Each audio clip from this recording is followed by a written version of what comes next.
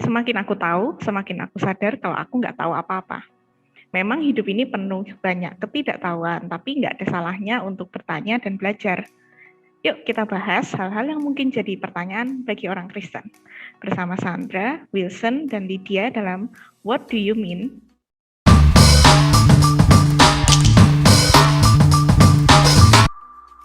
Kali ini pertanyaan kita adalah What do you mean by being a Christian?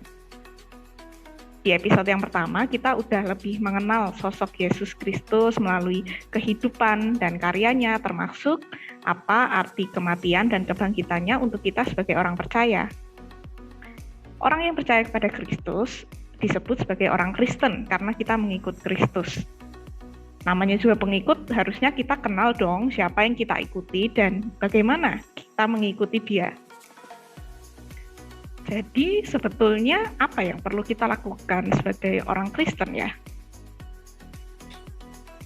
Nah, jika ditanya apa yang perlu kita lakukan sebagai orang Kristen, pasti banyak di antara kita akan berpikir, ya jadi orang Kristen ya harus berdoa, baca Alkitab, ibadah di gereja setiap minggu, dan pelayanan.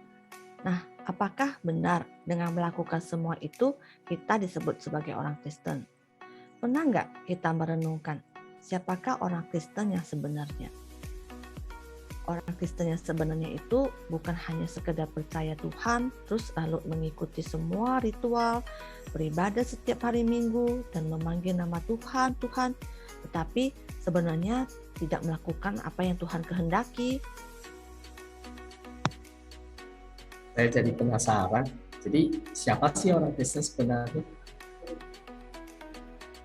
Nah, kalau kita mau baca dan hayati lebih dalam lagi dari Alkitab, maka kita akan menemukan bahwa tidaklah sesederhana itu jadi orang Kristen. Orang Kristen sebenarnya itu adalah Kristus kecil yang hidupnya itu menyerupai Yesus Kristus, yang biasa kita sebut sebagai murid Kristus. Untuk menjadi murid Kristus itu, kita harus hidup di bawah disiplin Kristus, dan semua itu harus dimulai dari hati yang dipersembahkan kepada Tuhan. Nah, ini yang disebut sebagai murid Kristus yang sejati. Kalau gini ceritanya, berarti ada murid Kristus yang sejati dan tidak sejati dong. Bedanya apa ya, murid yang sejati dan yang bukan?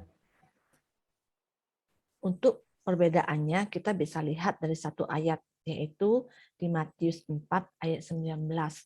Di sana dikatakan, Yesus berkata kepada mereka, "Mari, ikutlah aku, dan kamu akan kujadikan penjala manusia." Hanya dari satu ayat ini kita bisa lihat perbedaannya, yaitu murid Kristus yang sejati itu adalah mereka yang menerima panggilan anugerah Allah.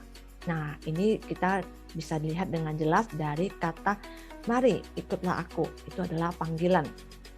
Lalu, murid Kristus yang sejati itu adalah mereka yang telah menerima panggilan tersebut dan rela untuk mentransformasikan diri. Nah, hal ini kita juga bisa lihat dari kata "kujadikan." Untuk jadi murid Kristus itu bukan langsung berubah jadi manusia yang baru, tetapi perlu proses untuk mengalami transformasi.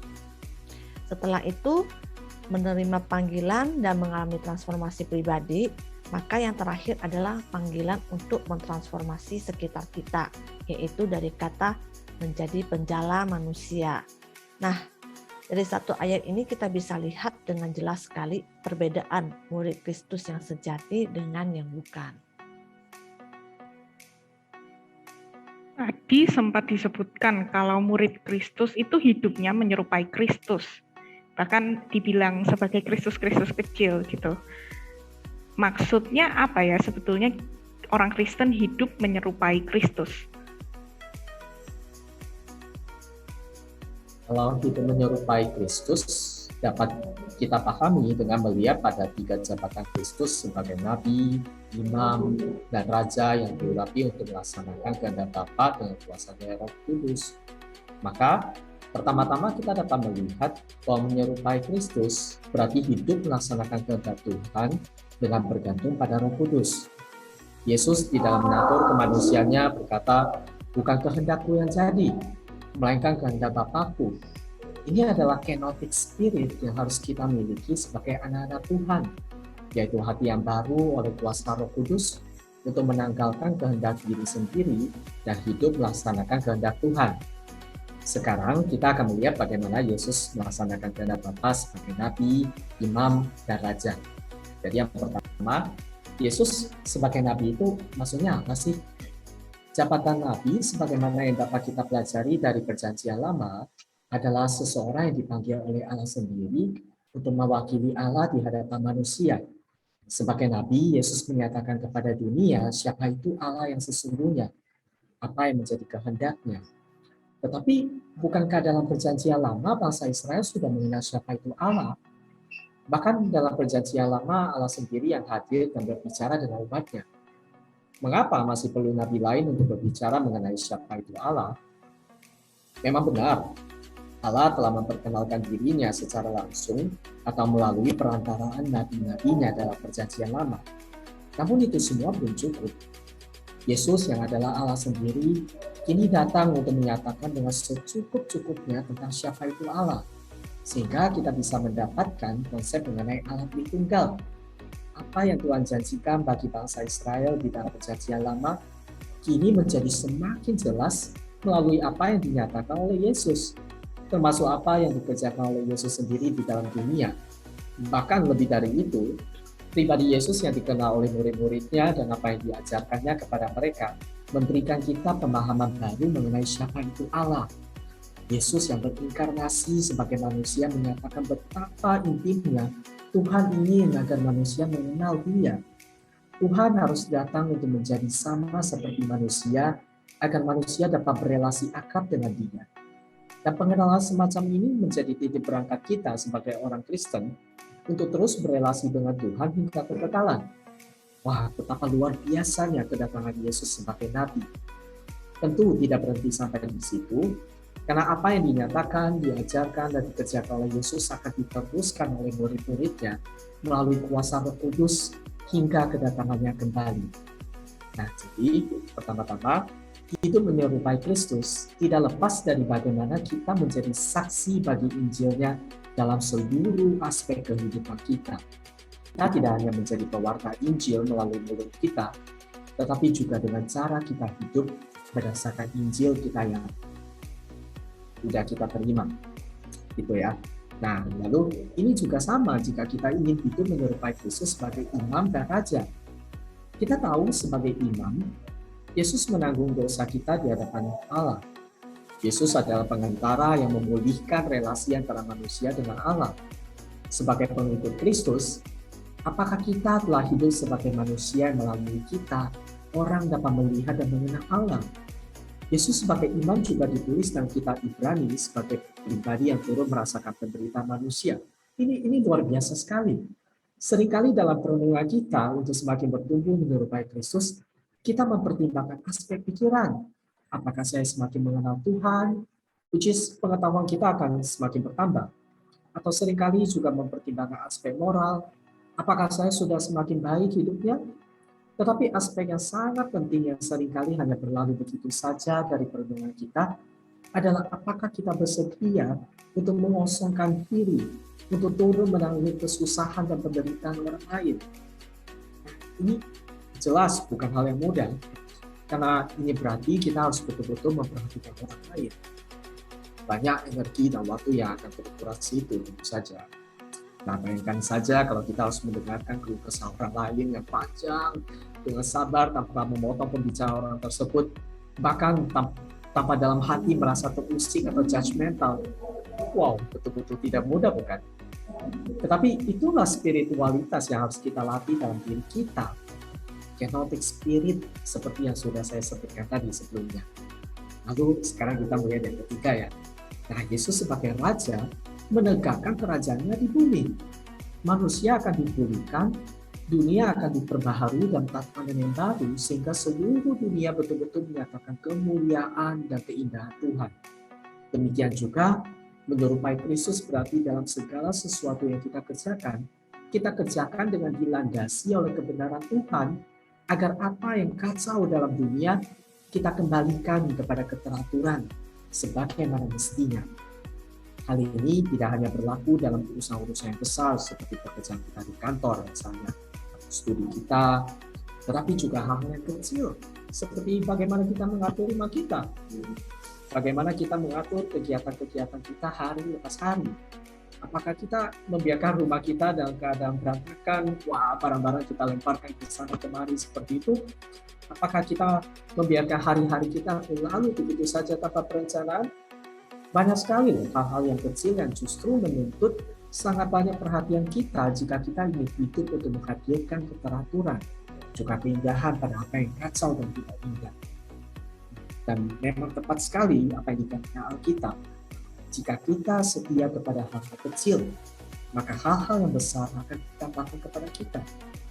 Jadi menyerupai Kristus berarti juga bertanggung jawab melalui hal-hal yang kecil dan seringkali tanpa sepele, tetapi justru melaluinya keteraturan akan mulai dibangun dalam kehidupan kita, sehingga itu pun boleh berdampak bagi dunia. Jadi bagaimana teman-teman? Ada yang teman-teman bisa tambahkan mengenai bagaimana jabatan Kristus bisa menolong kita untuk memahami bagaimana kita itu bisa hidup semakin menyerupai Kristus. Ya, luar biasa banget sebenarnya penjelasan tentang 3 jabatan Kristus ini. Mungkin dari kita juga nggak banyak yang betul-betul tahu gitu ya, bahwa ternyata Yesus Kristus itu memegang 3 jabatan, yaitu sebagai nabi, imam, dan raja.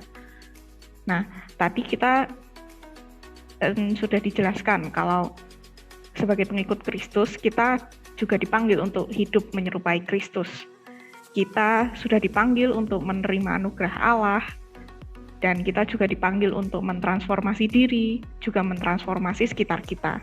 Nah, panggilan ini bisa kita hayati dalam tugas kita yang serupa juga dengan jabatan Kristus itu.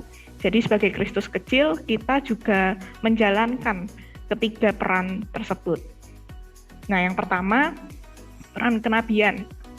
Jadi sebagai nabi, yang pertama-tama kita punya tugas untuk mengenal Allah dan mengabarkan kebenarannya. Nah, ini konkretnya kita bisa lakukan dengan memelihara relasi kita dengan Allah melalui disiplin rohani seperti saat teduh, solitude, dan lain-lain.